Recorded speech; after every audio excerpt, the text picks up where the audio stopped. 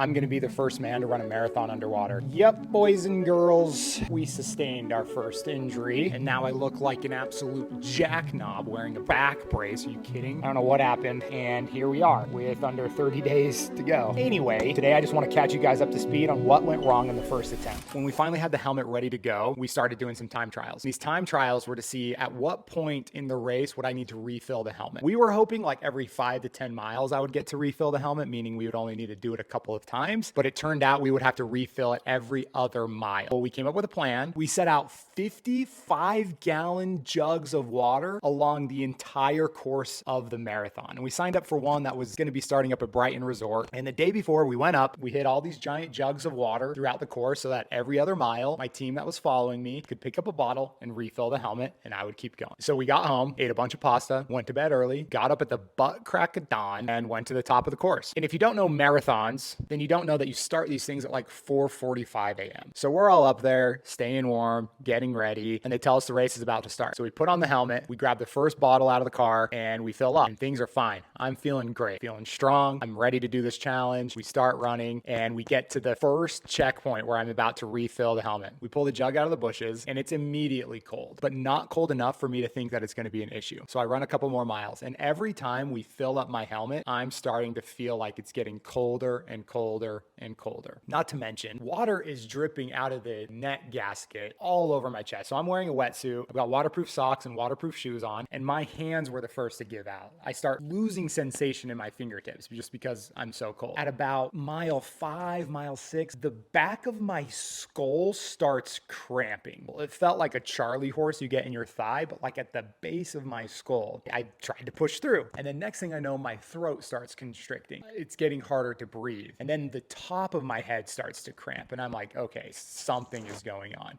And the only way I can explain it, you know the feeling at the top of your mouth when you give a Slurpee the Gluck Gluck 9000 a little too quick? That's what it was feeling like all around my head. And at this point, the sun hadn't even come up, so I knew we still had a couple hours before there was going to be any sign of warmth. So we called it quits. I gave up, called it a failure, and I went home. So here we are. Attempt number 2 is on September 7th, and I'm going to give you guys a lot more details on the event later.